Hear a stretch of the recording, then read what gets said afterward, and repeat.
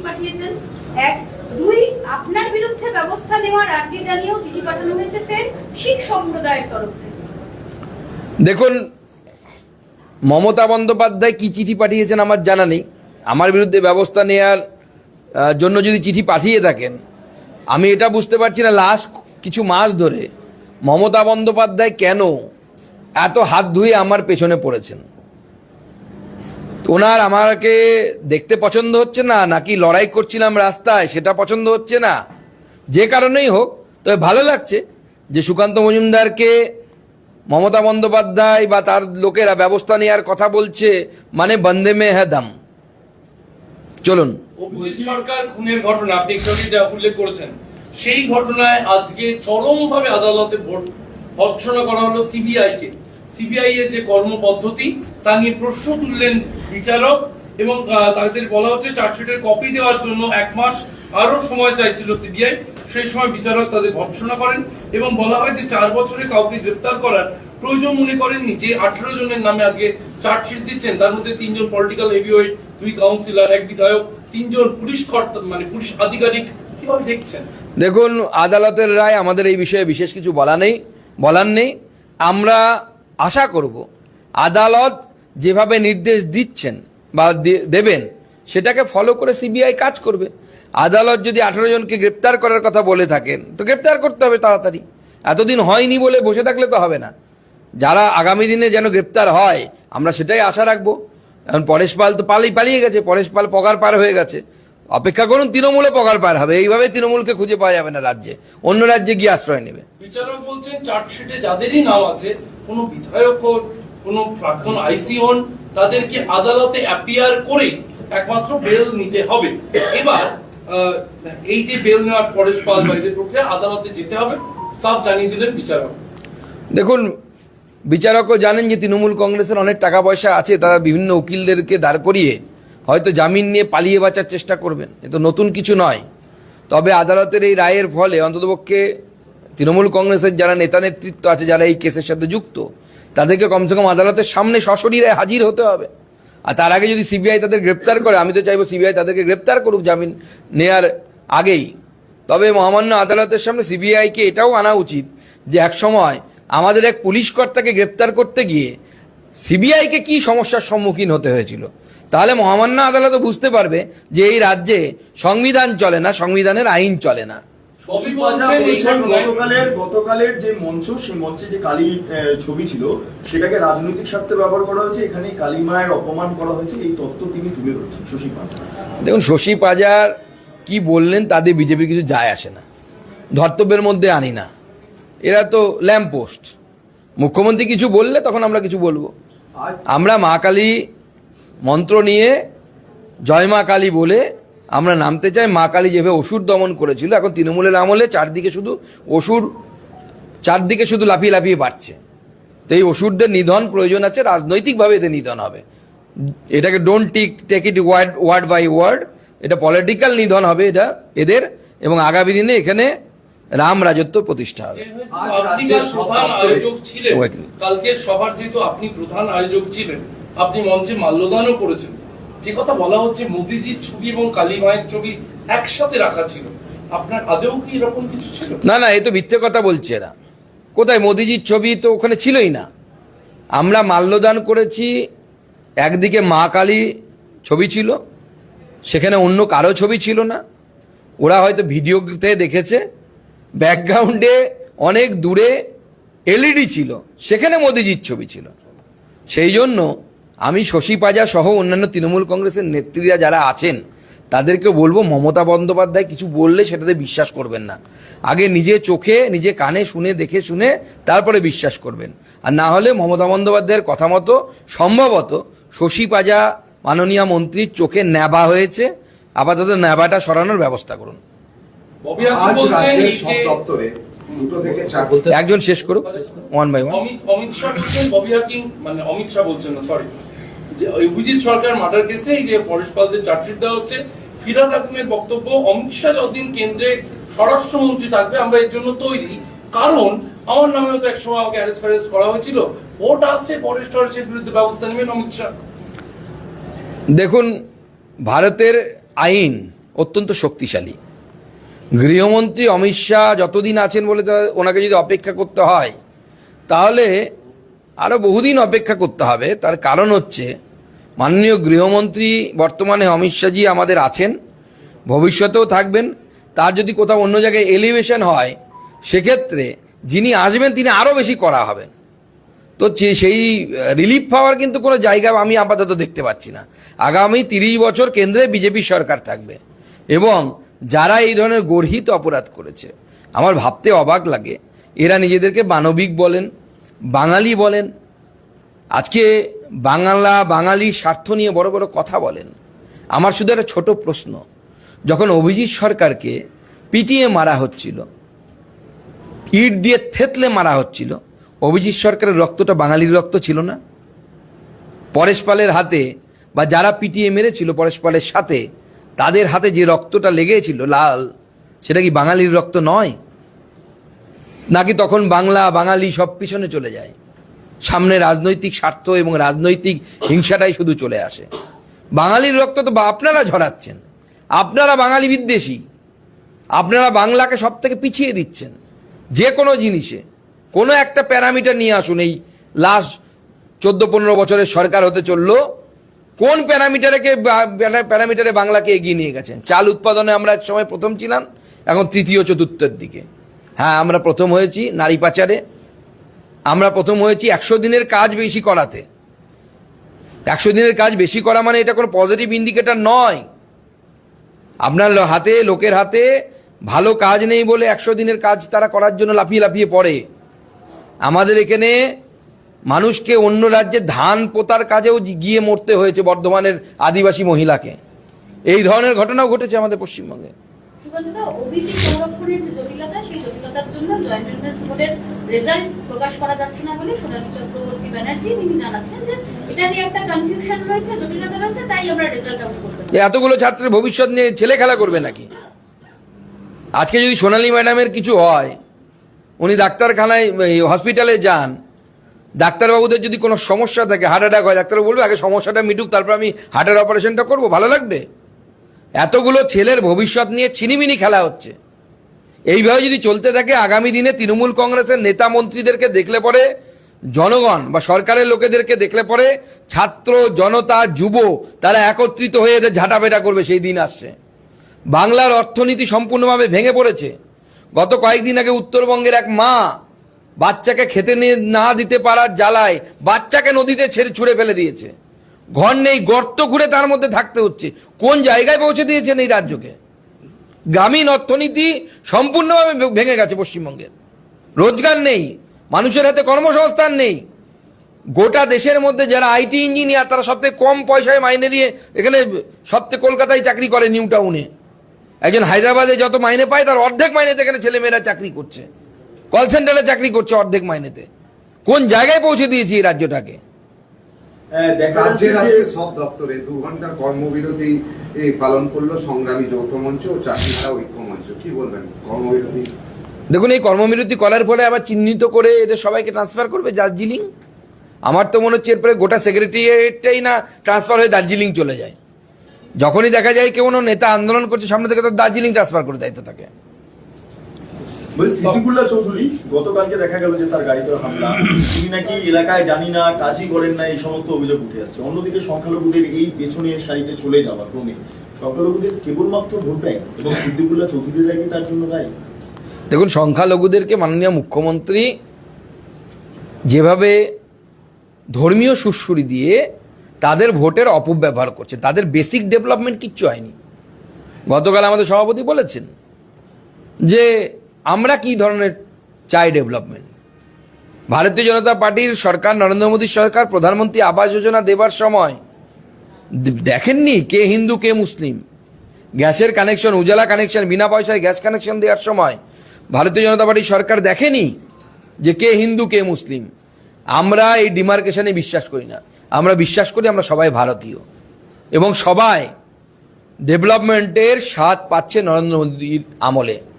নরেন্দ্র মোদীর তৈরি করা রাস্তা যখন 4 লেন দিয়ে যায়, আমাদের গাড়ি যখন যায় তখন আমরা যেমন খুব আরামে সেখান দিয়ে যেতে পারি, সেই রকম কোনো মুসলিমও যায় তার উপর দিয়ে, কোনো খ্রিস্টান যাচ্ছে, শিখ বৌদ্ধ সবাই যাচ্ছে, তাদের development of all, appeasement of নান।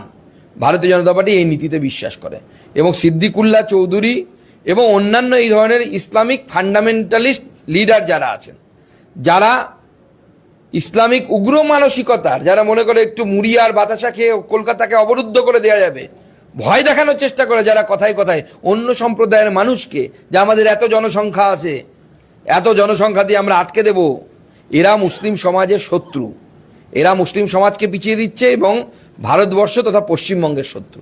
বলছি সিদ্দিকুল্লাহ চৌধুরীর বিরুদ্ধে অভিযোগ করা হচ্ছে তার মন্তেশ্বরের এক পঞ্চায়েত সমিতির সদস্য, তিনি বলছেন যে সিদ্দিকুল্লাহ চৌধুরীর ডাকেই মূলত এই মুর্শিদাবাদ মালদাতে এই ধরনের ঘটনা ঘটেছে। তারই দেখুন, আমি তো তাহলে বলবো যে এর একটা বড় এনকোয়ারি হওয়া উচিত, নিরপেক্ষ এনকোয়ারি, তদন্ত হওয়া উচিত।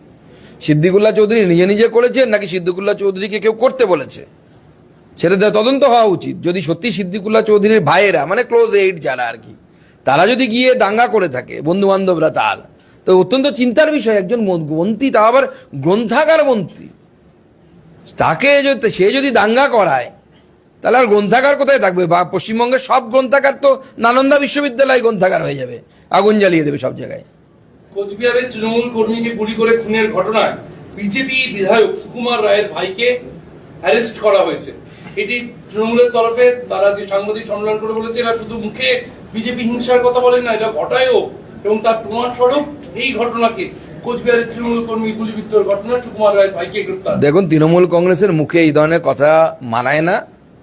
ওখানে পশ্চিমবঙ্গের one of the popular certified গুন্ডা আছে তৃণমূল কংগ্রেসের, তার নাম হচ্ছে উদয়ন গুহ।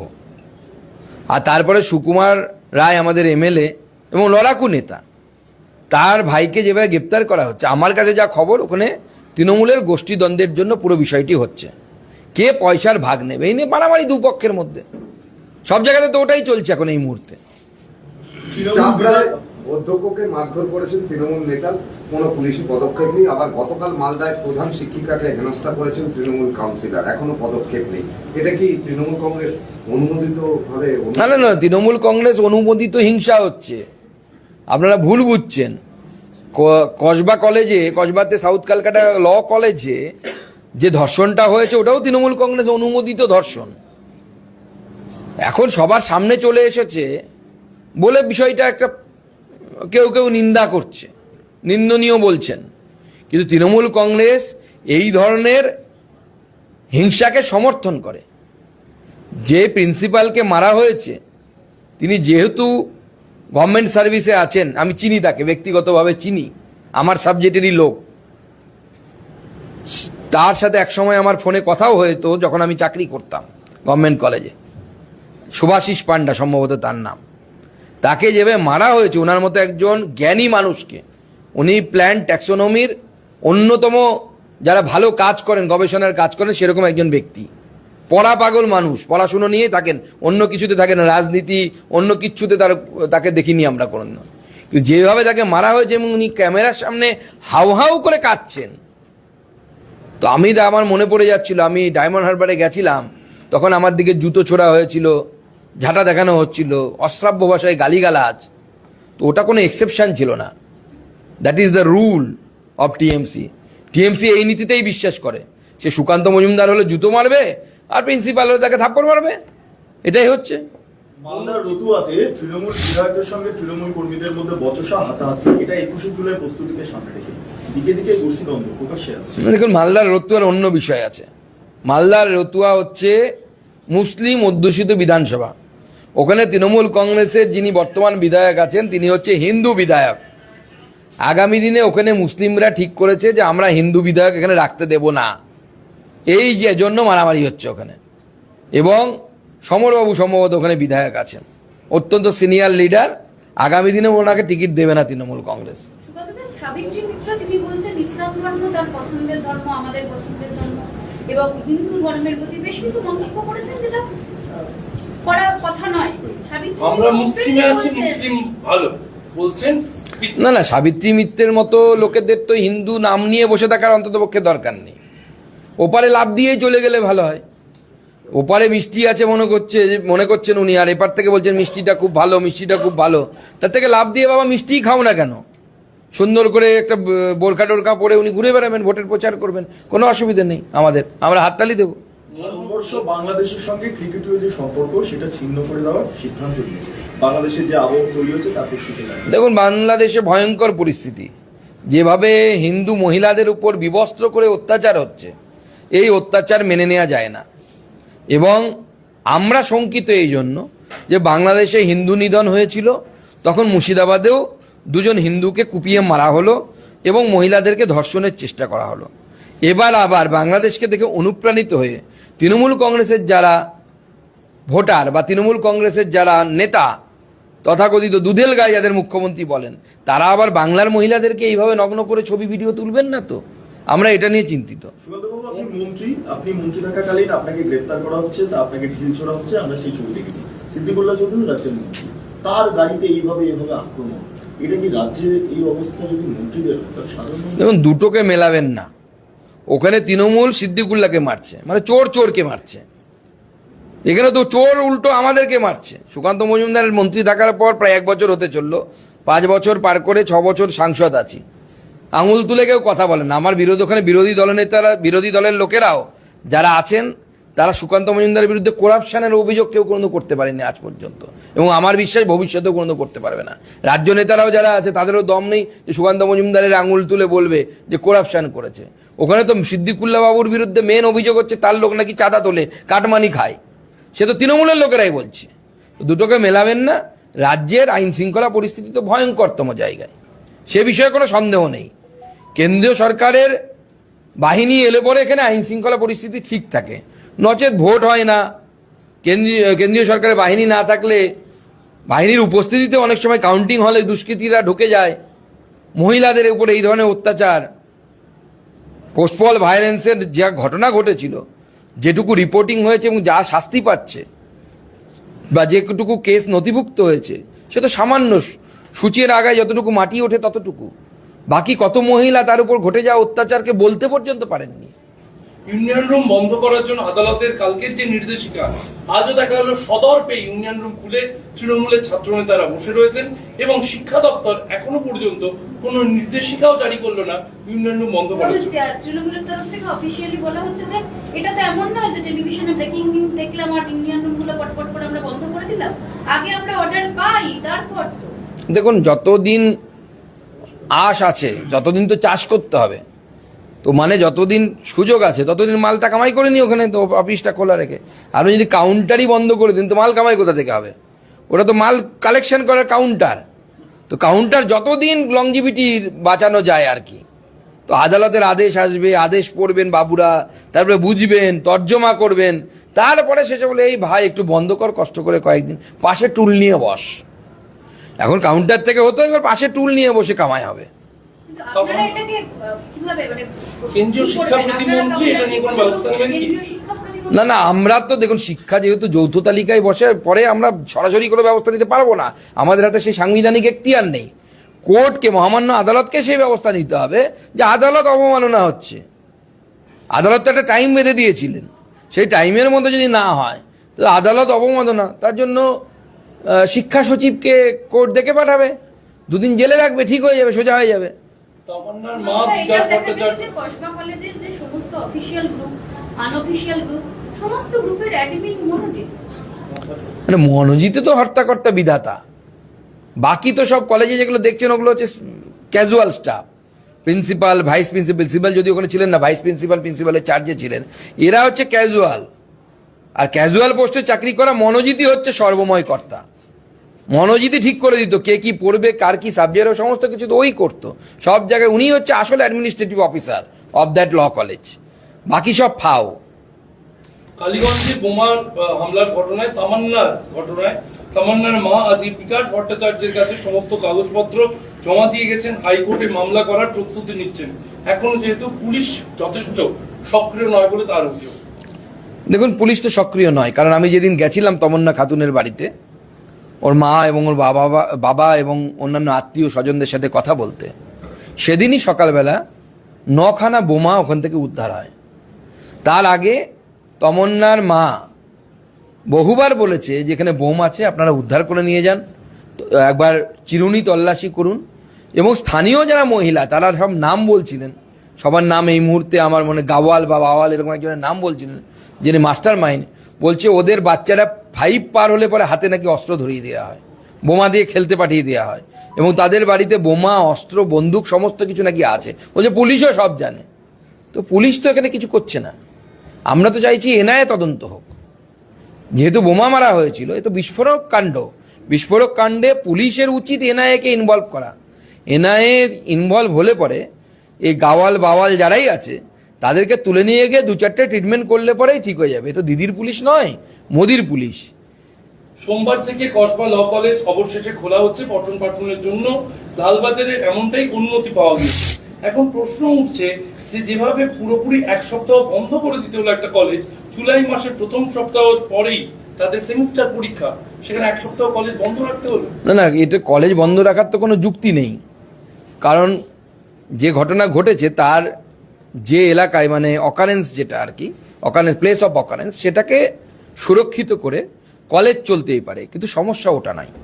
সমস্যাটা কলেজ খুললে পড়াবেটা কে? মনোজিৎ তো নেই। ও না থাকলে কলেজটা চালাবে কে? কে ফুল ফি, হাফ ফি, কার কি ডিগ্রি হবে, কাকে ইউনিয়ন নামে ডেকে নিয়ে যাওয়া হবে, কাকে থাপ্পড় মারা হবে, কে করবে এগুলো মনোজিৎ না থাকলে?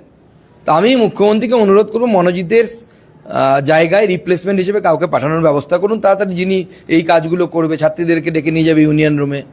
মাননীয় মুখ্যমন্ত্রী স্টকে অনেকে মনোজিতের মতো মেটেরিয়াল আছে, মাল মেটেরিয়াল আছে, তাদেরকে পাঠাবেন উনি নিশ্চয়ই। এমনটাই সন্দেহ করছে পুলিশও যে মনোজিতের মতো আরো কেউ আছে কিনা। কারণ পুলিশ এবার মনোজিতের নিয়োগের পাশাপাশি আর যারা ক্যাজুয়াল স্টাফ ওখানে নিয়োগ হয়েছেন তাদের সমস্ত তথ্য সংগ্রহ করছেন, অ্যাটেন্ডেন্স খতিয়ে দেখা হচ্ছে এবং নিয়োগপত্র খতিয়ে দেখা হচ্ছে অন্য যারা অস্থায়ী স্টাফ তাদেরও। দেখুন, পুলিশেরও দেখতে পাচ্ছি আমার মতোই মুখ্যমন্ত্রীর উপর কনফিডেন্স আছে বা আস্থা আছে যে মাননীয় মুখ্যমন্ত্রীর স্টকে এইরকম মনোজিতের মতো মাল মেটেরিয়াল বেশ কয়েকটি আছে। তো সেই জন্য হয়তো পুলিশ তদন্ত করছে। কারণ পুরো বিষয়টি একটি আমাদের রাষ্ট্রীয় স্তরে উঠে গেছে। কারণ আমাদের মাননীয় জেপি নাড্ডা সাহেব যে টিম পাঠিয়েছিল, সেই টিমের নিশ্চয়ই আপনারা বুঝতে পেরেছেন যে বার কাউন্সিল অফ ইন্ডিয়ার প্রেসিডেন্ট ছিলেন, তিনি ছিলেন। মীনাক্ষী লেখির মতো একজন স্বনামধন্যা অ্যাডভোকেট ছিলেন। এছাড়াও পূর্বমন্ত্রী, পূর্ব ডিজিপি মুম্বাই সত্যপাল সিং ছিলেন। সব মিলিয়ে পুরো ব্যাপারটা এখন রাষ্ট্রীয় স্তরে আছে। তো সেই জন্য মনোজ ভার্মা সাহেবও সম্ভবত ভয় পাচ্ছেন। উনি আমাদের সামনে যে কথা দিয়েছেন সেই কথা যদি না রাখতে পারেন তাহলে আমরা তো ছাড়বো না, আমরা তাকেও টানবো। আমার শেষ প্রশ্ন, মনোজিৎ মিশ্রা আজকে যাকে আমরা দেখছি ধর্ষণে অভিযুক্ত এবং প্রধান অভিযুক্ত হিসেবে, তার ফেসবুক প্রোফাইল ঘেঁটে দেখা যাচ্ছে বিভিন্ন সময় প্ল্যাকার্ড হাতে, কালো পতাকা হাতে, মেয়েদের সম্মানের কথা মাথায় রেখে বিভিন্ন ধর্ষণ বা অন্যান্য ঘটনায় তিনি প্রতিবাদী হিসেবে নেমেছেন। এই যে এত প্রতিবাদের ছবি, প্রতিবাদী মুখ, আজ দেখা যাচ্ছে তিনি ধর্ষণের মুখ। দেখুন, ওই বলে না হাতির দাঁত দেখানোর কিছু হয় আর খাওয়ার কিছু হয়। এরা হচ্ছে সেই ধরনের যারা দেখায় একরকম, ভেতরে অন্যরকম, এবং এটাই তৃণমূল কংগ্রেসের নীতি। মনোজিৎ হচ্ছে তৃণমূল কংগ্রেসের মতো রাজনৈতিক দলের একজন পারফেক্ট কর্মী এক্সাম্পল। তৃণমূল কংগ্রেসের কর্মীদের কেমন হওয়া উচিত তার যদি স্যালিয়েন্ট ফিচার আপনাদেরকে লিখতে হয়, শনাক্তকরণ বৈশিষ্ট্য, তাহলে মনোজিৎকে সামনে রেখে যা যা লিখবেন সব চলে আসবে। ধন্যবাদ। বিহারে যেভাবে হচ্ছে মানে নির্বাচনী যে কৌশলটা নেওয়া হয়েছে কমিশনের তরফে, পশ্চিমবঙ্গেও সেই একই পন্থা অবলম্বন করা হবে আর কয়েক মাসের মধ্যে। দেখুন, কোন পন্থা অবলম্বন করা হবে সেটা নির্বাচন কমিশনের এখতিয়ার। তবে নির্বাচন কমিশনের মুড দেখে মনে হচ্ছে তৃণমূলের খারাপ সময় আসছে। এটা আমার অ্যাজাম্পশন, আমার কাছে ইনফরমেশন নেই, কিন্তু আমি যা দেখতে পাচ্ছি নির্বাচন কমিশন যে মুডে আছেন, তৃণমূল কংগ্রেসের আগামী দিনে খুব খারাপ সময় আসছে। ধন্যবাদ।